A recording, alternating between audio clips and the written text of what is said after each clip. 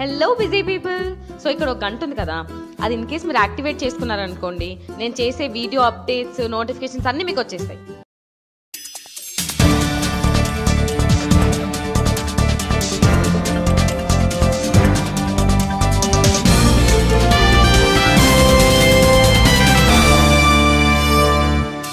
నమస్కారం, జీటీవీ వార్తలకు స్వాగతం. ముందుగా ముఖ్యాంశాలు. దళిత వర్గాలు టీడీపీకి అండగా నిలవాలి. దళిత వర్గ సమన్వయ కమిటీ పిలుపు. ఆలపాటిని మరోమారు గెలిపించడమే లక్ష్యంగా కృషి చేయాలంటూ నాయకులు వెల్లడి. నిషేధిత ధూమపాన జోన్ ఏర్పాటుపై కల్పవృక్ష టీంను అభినందించిన వైసీపీ నేత అన్నాబత్తుని. కాలేజీ పరిసరాలలో నో స్మోకింగ్ జోన్ ప్రాంతంగా ప్రకటన. మోదీ పాలన కుంభకోణాల పాలన. కాంగ్రెస్ నాయకులు విమర్శ. రాఫెల్ విమానాల కొనుగోలులో బట్టబయలైన అవినీతి.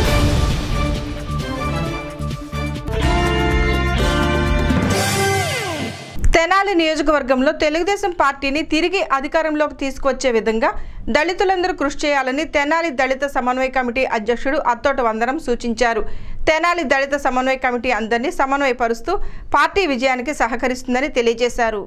రామలింగేశ్వరపేటలోని పార్టీ కార్యాలయంలో తెనాలి దళిత సమన్వయ కమిటీ తరపున ఆదివారం మీడియా సమావేశం నిర్వహించారు.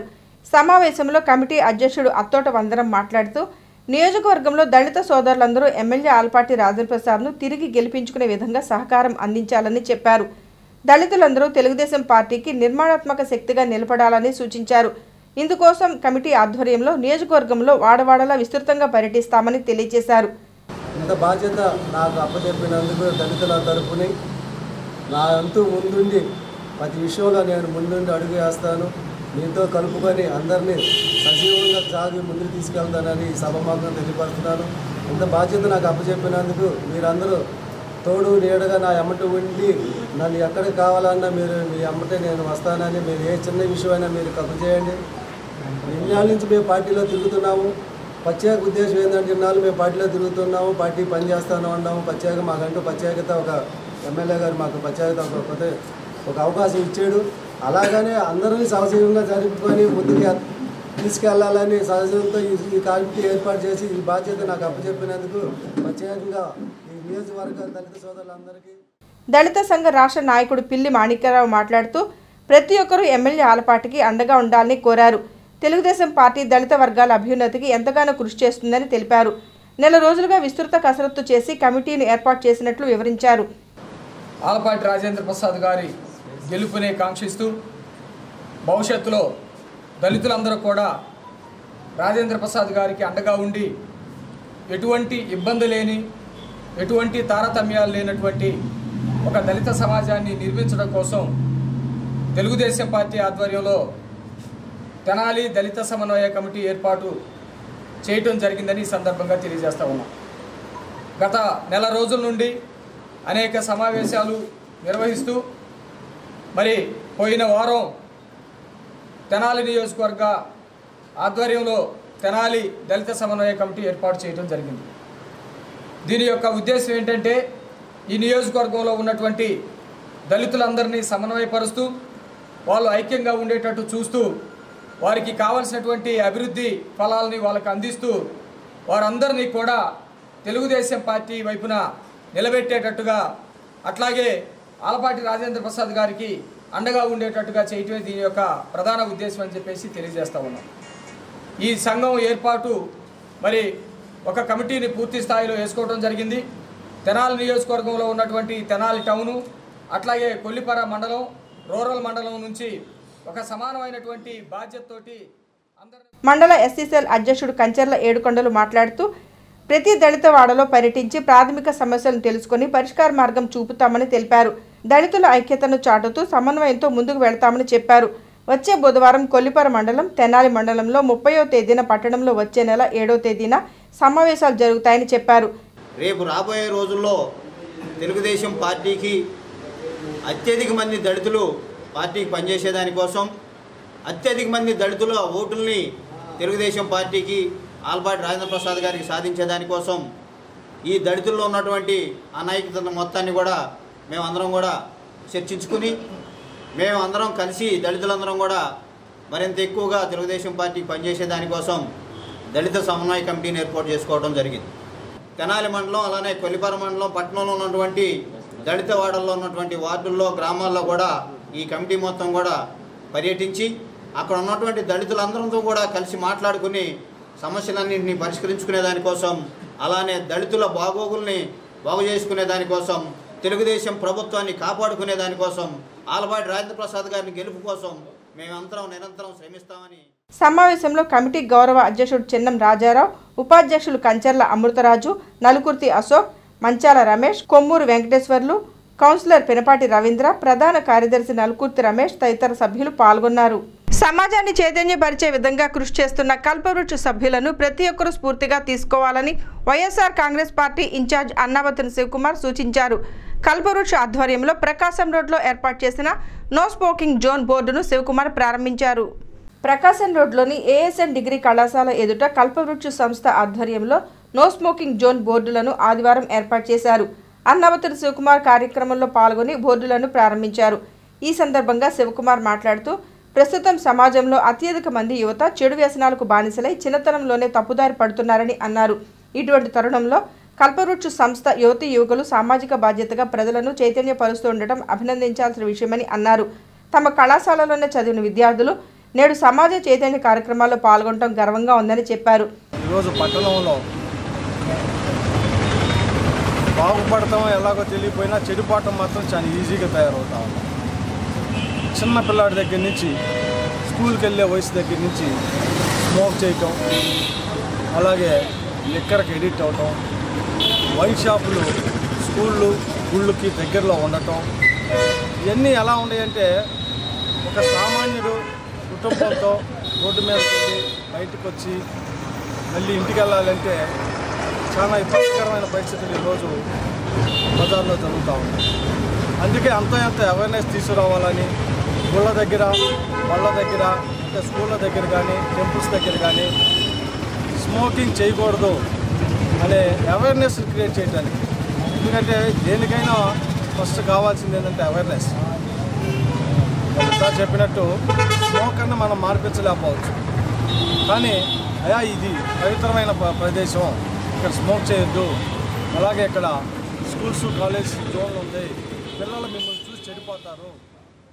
సంస్థ ప్రతినిధి అమన్ జైన్ మాట్లాడుతూ గత 3 వారాలుగా ముఖ్యమైన ప్రదేశాల్లో నో స్మోకింగ్ జోన్ బోర్డులను ఏర్పాటు చేస్తున్నామని అన్నారు. బహిరంగంగా ధూమపానం చేయడం ద్వారా ఇతరులకు ఇబ్బంది కలిగిస్తున్నారని చెప్పారు.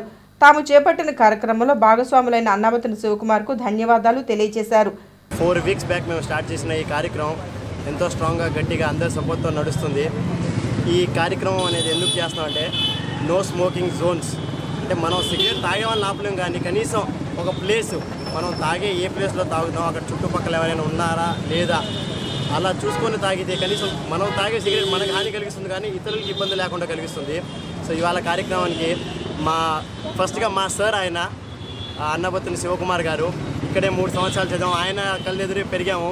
మాకు ఫస్ట్ నుంచి ఎంతో సపోర్ట్ చేస్తున్నారు. కల్పవృక్ష స్టార్ట్ అయినప్పుడు బ్లడ్ క్యాంప్ అసలు మెయిన్ మాకు రివ్యూని వచ్చింది బ్లడ్ క్యాంప్. ఆ టైంలో ఎంతో సపోర్ట్ చేసి ఇప్పటిదాకా ప్రతిరోజు సపోర్ట్ చేస్తున్నారు. జస్ట్ ఒక చిన్న ఫోన్ కాల్ చేసి సార్ ఇలా పెడుతున్నామంటే ఆయన. కార్యక్రమంలో కౌన్సిలర్ కె ముక్తేశ్వరరావు, సంస్థ ప్రతినిధులు సురేష్ జైన్, అమన్ జైన్, నితిన్, అనిల్, గీత, అక్షయ్, మోహిత్ తదితరులు పాల్గొన్నారు. పేద విద్యార్థుల విద్యాభివృద్ధికి తోడ్పాటు అందిస్తున్న ఎన్సీఆర్ఎం స్కూల్ పూర్వ విద్యార్థులు అభినందనీయులని విశ్రాంత ప్రధానోపాధ్యాయుడు వేజళ్ల ఉమామహేశ్వర్ పేర్కొన్నారు. స్కూల్కు చెందిన పూర్వ విద్యార్థులు 10వ తరగతి విద్యార్థులకు ఆర్థిక సహాయం అందించారు. మారిస్పేటలోని ఎన్సీఆర్ఎం హై స్కూల్కు చెందిన 1979-80 బ్యాచ్కి చెందిన పూర్వ విద్యార్థులకు 10,000 రూపాయల ఆర్థిక సహాయాన్ని అందించారు. ఆదివారం ఉదయం స్కూల్లో జరిగిన కార్యక్రమంలో విశ్రాంత ప్రధానోపాధ్యాయుడు వేజళ్ల ఉమామహేశ్వర్ సమక్షంలో విద్యార్థులకు అందజేశారు. ఈ సందర్భంగా జరిగిన సమావేశంలో వేజళ్ల ఉమామహేశ్వర్ మాట్లాడుతూ తాను ప్రధానోపాధ్యాయునిగా పనిచేస్తున్న సమయంలో పూర్వ విద్యార్థులు కమిటీగా ఏర్పడి అనేక సేవా కార్యక్రమాలు అందించారని చెప్పారు. విద్యార్థుల చదువు కోసం పూర్వ విద్యార్థులు అందించిన సహకారం మరోలేందని అన్నారు. తాను పదవీ విరమణ చేసినప్పటికీ ఈ పాఠశాలతో తన బంధం మర్చిపోలేనని తెలిపారు. ఇక ముందు కూడా సేవా కార్యక్రమాలు కొనసాగుతాయని తెలియజేశారు. దీన్ని ఆసరాగా చేసుకుని పుస్తకాలు కొనుక్కోవటం కానివ్వండి, మీకు కావాల్సిన కనీస అవసరాలు తల్లిదండ్రులను అడగకుండా కొనుక్కుని వాటిని వినియోగించుకుంటారని ఉద్దేశించి ఈ కార్యక్రమాన్ని చేపట్టారు. అందుకని 1979-80 పూర్వ విద్యార్థులకి స్వాగతం పలుకుతూ నేను కూడా దీనికి ఈ కార్యక్రమంలో ప్రధాన ఈ 1979-80 పూర్వ విద్యార్థుల సంఘాన్ని స్థాపించింది నేను ఇక్కడ హెడ్ మాస్టర్ అయిన మొదటి సంవత్సరం. అందుకని దాని యొక్క ఆవిర్భావకర్తగా వాళ్ళ కార్యక్రమం ప్రతి దాంట్లో నేను భాగస్వామిని అవుతూ ఈ పాఠశాలకి ఏదో ఒకటి సేవ చేయాలి.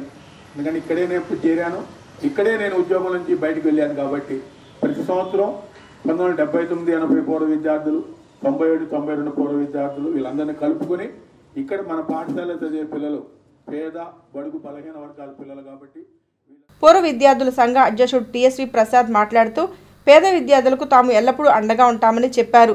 దాతల సహకారాన్ని సద్వినియోగం చేసుకుని ఉత్తమ ఫలితాలు సాధించాలని కోరారు. కార్యక్రమంలో డేవిడ్సన్, రమణబాబు, షరీఫ్, పోలేరమ్మ, నూర్జహాన్, మేకల సురేష్ తదితరులు పాల్గొన్నారు.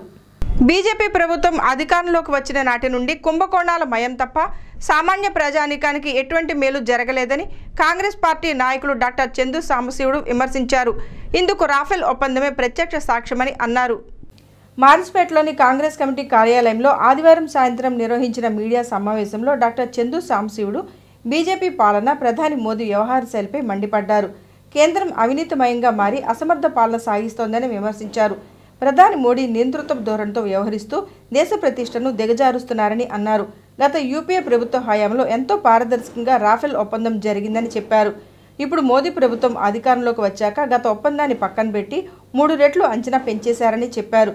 యూపీఏ హయాంలో ఒక్క రాఫెల్ విమానం ఒప్పందం ధర 516 కోట్లు అయితే దానికి ప్రధాని మోడీ 1000 కోట్లు అదనంగా పెంచేశారని చెప్పారు. హిందుస్థాన్ ఏరోనాటికల్ సర్వీసెస్కు ఆఫ్సెట్ అగ్రిమెంట్ జరిగితే దానిని తప్పించి రిలయన్స్ డిఫెన్స్కు అప్పగించడంలో ఆంతర్యమేంటని ఆయన ప్రశ్నించారు.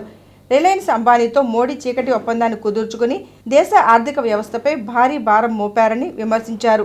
4 ఏళ్ల మోడీ పాలనలో నోట్ల రద్దీతో సామాన్య ప్రజానిక మృత్యువాత పడితే సంపన్న వర్గాలకు మాత్రం లాభం చేకూరిందని చెప్పారు. ఒక్కొక్క రాఫెల్ విమానాలు అవసరం అని చెప్పేసి 516 కోట్లు డీల్ చేసి దాని యొక్క మెయింటెనెన్స్ బాధ్యత అంతా ప్రభుత్వ సంస్థ అయినటువంటి హిందుస్థాన్ ఏరోనాటికల్ లిమిటెడ్ కంపెనీకి అప్పచెబుతామని ఒప్పందం జరిగింది. 2014లో వచ్చిన తర్వాత బీజేపీ ప్రభుత్వం వచ్చిన తర్వాత దాన్ని అక్కడ పక్కన పెట్టి ఇది గోప్యం అంటూ, సీక్రెట్ అంటూ 516 కోట్లని 1600 కోట్లు చిల్లర.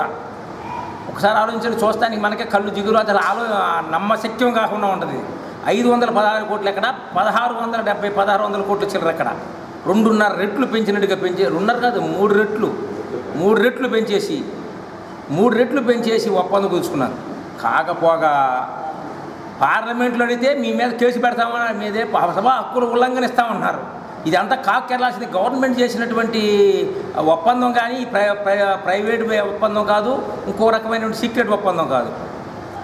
తర్వాత ఈ యొక్క మెయింటెనెన్స్ బాధ్యతని ఆ ప్రధానమంత్రి గారు ఫ్రాన్స్ వెళ్ళబోయే ముందు 12 రోజుల ముందు రిలయన్స్ అంబానీ చేత రిలయన్స్ డిఫెన్స్ అనేటువంటి ఒక సంస్థని 12 రోజుల ముందు రిజిస్టర్ చేసి దానికి అది కూడా 10 లక్షల కార్పస్ ఫండ్తో కొన్ని వేల కోట్లు 56-60 వేల కోట్ల యొక్క డీల్ ఉన్నటువంటి ఒప్పందం దీనికి ఒక 10 లక్షల కార్పస్ ఫండ్తో 12 రోజుల నాడు పెట్టబడినటువంటి రిలయన్స్ అంబానీకి ఇవ్వమని సాక్షాత్తు మేము, అంటే ఇప్పుడు మేము రూలింగ్లో లేకపోయినా కానీ అప్పుడు ప్రత్యేక హోదాను అప్పుడు అప్పుడు యొక్క ఈ ఆర్గనైజేషన్ యాక్ట్ చేస్తారని కాంగ్రెస్ పార్టీ మిగతా పార్టీలని బీజేపీ కూడా పూర్తి సహకరించింది. బీజేపీ సహకరించకపోతే అసలు బిల్లే పాస్ కాదు. కాంగ్రెస్ పార్టీ డోంట్ హ్యావ్ 273, అంటే కాంగ్రెస్ పార్టీ ఒక్కదానికి 280 సీట్లు లేవు. అప్పుడు అసలు బీజేపీ ప్రభుత్వం ఇచ్చేసి తెలంగాణ విభజించి సుష్మా స్వరాజ్ గారు నేను చిన్నమ్మని తెలంగాణకి మా వాళ్ళే వచ్చిందని చెప్పారు. మొన్న నిక్సన్ కూతురు ఎవరు ట్రంప్ కూతురు వచ్చినప్పుడు కూడా చెప్పింది నేనే చిన్నమ్మని ఎందుకు వచ్చింది.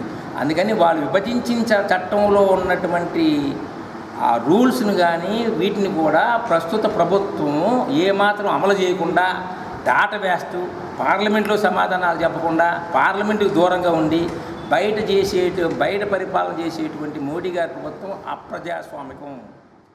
సమావేశంలో నాయకులు Bhima Ramesh Nayak, Mallikarjunarao, SK Mabu, S Subbarao, K Veeraswamy, SK Nagur, T Mohan, Balaji, Venkatesh, Shivayya తదితరులు పాల్గొన్నారు.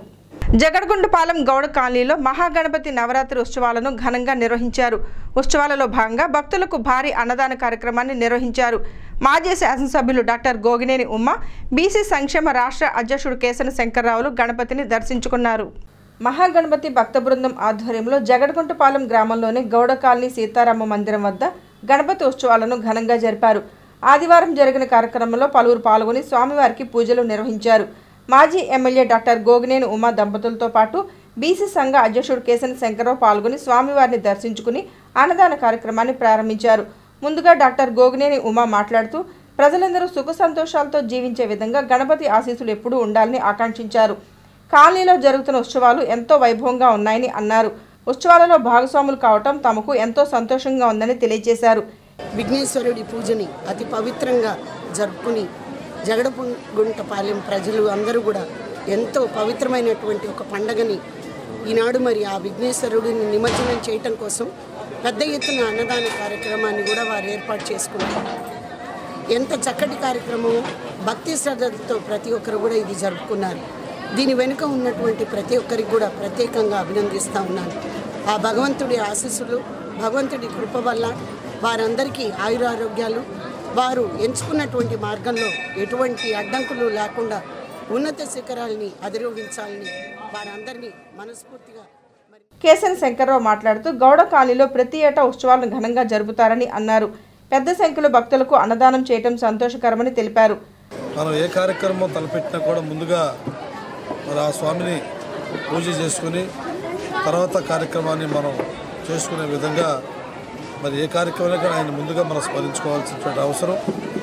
దేశవ్యాప్తంగా రాష్ట్ర వ్యాప్తంగా అనేక ప్రాంతాల్లో కూడా ఆయన ఒక పూజలు చేసి హిందూ మతాన్ని మరి వాడవాడలా వ్యాపింపజేసి ఒక పండుగ వాతావరణంలాగా మరి ఆ విధమైనటువంటి కార్యక్రమాలు తీసుకుని సిద్ధి వినాయకుడికి మరి ఈరోజు గౌడ కాలనీలో మరి 9 రోజుల నుంచి కూడా ఇక్కడ యువత అంతా కూడా ఎంతో కష్టపడి మరి కుంభం బాలాజీ కానీ వారి మిత్ర బృందం యూత్ అంతా కూడా గత 9 రోజుల నుంచి కూడా స్వామివారిని మరి వేలాది మంది దర్శనం చేసుకునే విధంగానే అన్నదాన కార్యక్రమం కానీ ఇంతటి విజయవంతంగా జరిపించినటువంటి ఇక్కడ మరి యువత అందరికీ కూడా పేరు పేరున హృదయపూర్వక నమస్కారం తెలియజేస్తూ భవిష్యత్తులో భగవంతుడు వీళ్ళకి మంచి.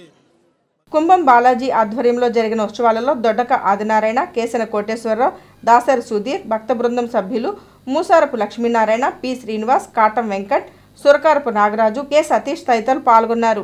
ఆంధ్రప్రదేశ్ హోటల్స్ అసోసియేషన్ ఉపాధ్యక్షునిగా ఈదర్ వెంకట పూర్ణచంద్ ఏకగ్రీవంగా ఎన్నికయ్యారు. ఏకగ్రీవంగా ఎన్నికైన ఈదర్ వెంకట పూర్ణచంద్ని తెనాలి హోటల్స్ అసోసియేషన్ సభ్యులు అభినందించారు. ఆంధ్రప్రదేశ్ హోటల్ అసోసియేషన్ వైస్ ప్రెసిడెంట్గా తెనాలి ఈగల్ ఫ్యామిలీ రెస్టారెంట్ అధినేత ఈదర్ వెంకట పూర్ణచంద్ ఏకగ్రీవంగా ఎన్నికయ్యారు. అధ్యక్షునిగా వైజాగ్కు చెందిన సత్యనారాయణ నియమితులయ్యారు. రాష్ట్ర వ్యాప్తంగా ఉన్న 3 జోన్లకు చెందిన హోటల్స్ యజమానులు రాష్ట్ర సమావేశంలో పాల్గొని కొత్త కమిటీ నియామకాన్ని ఏకగ్రీవంగా ఎన్నుకున్నారు. రాష్ట్ర వైస్ ప్రెసిడెంట్గా ఎన్నికైన ఈదర్ వెంకట పూర్ణచంద్ని జిల్లా అధ్యక్షులు కొల్లా శ్రీనివాసరావుతో పాటు తెనాలి హోటల్స్ వెల్ఫేర్ అసోసియేషన్కు చెందిన Kurra Srihari, Athidhi hotel Suresh, bakers fun Ramakant, Navayuga Chowdary, lemon tree Kiran, springs hotel Phanish, Geetha cafe Reddy, Bommarillu Koteswararao, bakery Prasad తదితరులు ఘనంగా అభినందించారు. విఘ్న నాయకుడు వినాయకుని చవితి మహోత్సవాలను 11 రోజుల పాటు భక్తి శ్రద్ధలతో జరుపుకోవడం సంతోషదాయకమని వైసీపీ నేత అన్నాబతుని శివకుమార్ పేర్కొన్నారు.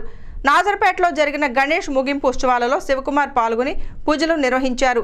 భక్తులకు అన్నదాన కార్యక్రమాన్ని ఆయన ప్రారంభించారు. బురిపాలెం రోడ్లోని నాజర్పేట గోకుల్ యూత్ ఆధ్వర్యంలో పంచమ గణేష్ మహోత్సవాలను ఆదివారం ఘనంగా నిర్వహించారు. కార్యక్రమానికి అన్నాబతుని శివకుమార్ ముఖ్య అతిథిగా హాజరై భారీ గణనాథునికి పూజలు నిర్వహించారు. అనంతరం 3000 మంది భక్తులకు ఏర్పాటు చేసిన అన్నదాన కార్యక్రమాన్ని శివకుమార్ ప్రారంభించారు. ఈ సందర్భంగా శివకుమార్ మాట్లాడుతూ 11 రోజుల పాటు గణపతి మహోత్సవాలను వేడుకగా జరపడం గొప్ప విషయమని చెప్పారు. కులమతాలకు అతీతంగా ప్రజలందరూ ఉత్సవాల్లో పాల్గొని భక్తి శ్రద్ధలతో జరుపుకున్నారని తెలిపారు. గణనాథుని ఆశీస్సులు ప్రజలందరికీ ఎల్లప్పుడూ ఉండాలని ఆకాంక్షించారు. ఈ రోడ్లో వినాయకోత్సవాలను బ్రహ్మాండంగా జరుపుతూ ఉంటారు. చాలా సంతోషం.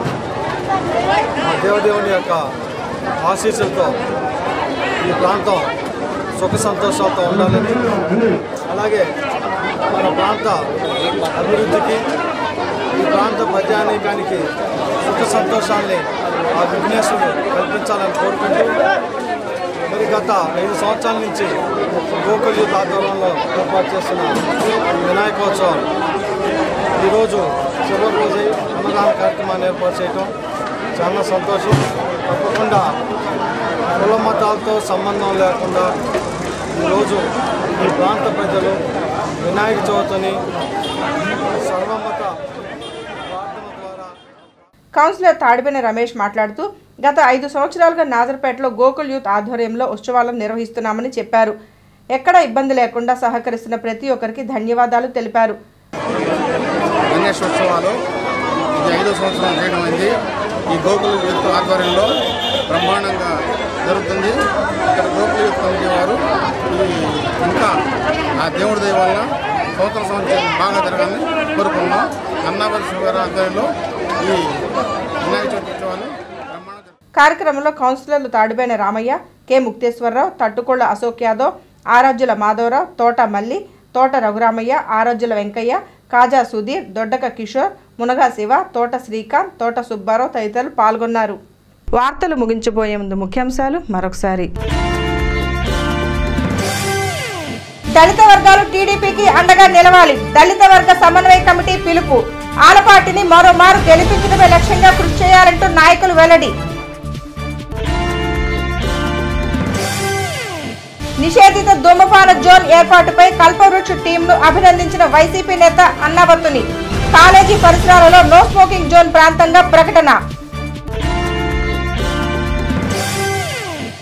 మోదీ పాలన కుంభకోణాల పాలన. కాంగ్రెస్ నాయకులు విమర్శ. రాఫెల్ విమానాల కొనుగోలులో బట్టబయలైన అవినీతి.